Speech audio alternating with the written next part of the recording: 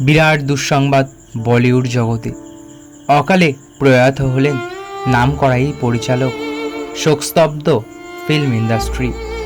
বছরের শুরু থেকেই একের পর এক খারাপ সময় আসছে বলিউডে। আবারও এক দুঃসংবাদ। প্রয়াত হলেন প্রবীণ পরিচালক প্রযোজক রাজেশ মিত্তাল। মৃত্যুকালে তার বয়স হয়েছিল 69। বিনোদন জগতের সময়টা মোটেই ভালো যাচ্ছে না। বছরের শুরু থেকেই একের পর এক খারাপ সময়। আবারও এক দুঃসংবাদ। প্রয়াত হলেন প্রবীণ পরিচালক প্রযোজক রাজেশ মিত্তাল।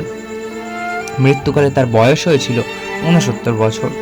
1980 থেকে 1990-এর দশকে তিনি ব্যাপক ছাপ ফেলেছিলেন।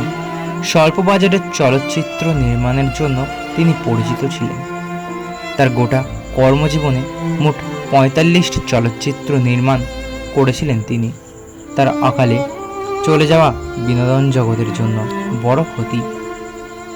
তার গল্প বলার ধরনও ছিল অন্যান্যদের থেকে অনেকটা আলাদা।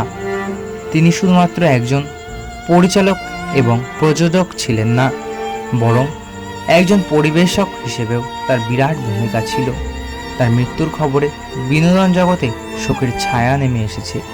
তার সকল অনুরাগীরা অকাল প্রয়াণে শোকস্তব্ধ।